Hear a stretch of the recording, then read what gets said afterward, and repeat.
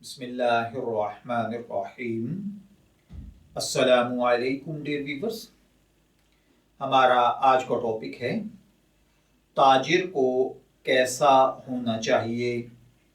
नबी अकरम सल्लल्लाहु अलैहि वसल्लम का इरशाद गिरामी है, क्या मैं तुम्हें जन्नती आदमी के बारे में ना बताऊं?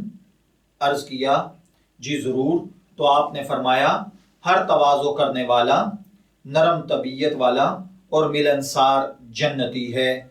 तो देखिए मेरे भाइयों और बहनों, मुसलमानों की तिजारत, दुकानदारी अक्सर व बेशतर बदमिजाजी से भरी होती है। हम लोग जो दुकानदार होते हैं, जो ताजिर पेशा होते हैं, गाहकों के साथ बड़ी बदमिजाजी के साथ, बड़े सख्त रवैये के साथ पेश आते हैं। तो जब हमारा मिजाज और रवैया ऐसा होगा तो वो गाहक दोबारा हमारे पास क्या लेने आएगा। इसलिए अपनी गुफ्तगू को अच्छा कीजिए, अपने मिजाज को खुश अखलाकी बना लीजिए और मिलनसार तबीयत पैदा कर लीजिए। हाँ, अलबत्ता अगर खवातीन आपके इस मिजाज से कोई गलत मतलब लेती हों तो फिर ज़रूर आप ऐसा कीजिए, लेकिन आम तौर पर अगर आपका बिजनेस खवातीन से मुताल्लिक नहीं है और आप अपनी दुकान पर हर मर्तबा हर वक्त गुस्से में बैठे रहते हैं, बदमिजाजी, तेज और गर्म मिजाजी आपके वजूद में रहती है, तो ये न सिर्फ ये कि आपके मिजाज, किरदार और अखलाक की दुश्मन है, बल्कि आपके कारोबार को भी बर्बाद कर देगी और जल्द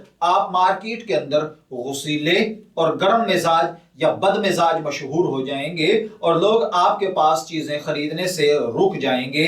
तो ऐसे लोग जो सख्त मिजाज हैं, उनसे मेरी रिक्वेस्ट है, अपने मिजाज में नरमी पैदा कीजिए, ताकि आपकी नरमी, इसमें बड़ी कशिश और जाज़बियत होती है, इससे इंशाअल्लाहुल अज़ीज़ गाहक आपके पास ज्यादा आएंगे, आपकी तजारत को अल्लाह ताला दिन दुगनी और रात चुगनी तरक्की अता फरमाएगा। मैं दुआगो हूं कि अल्लाह ताला हमें इन बातों को समझकर इनके मुताबिक अमल करने की तौफीक अता फरमाए।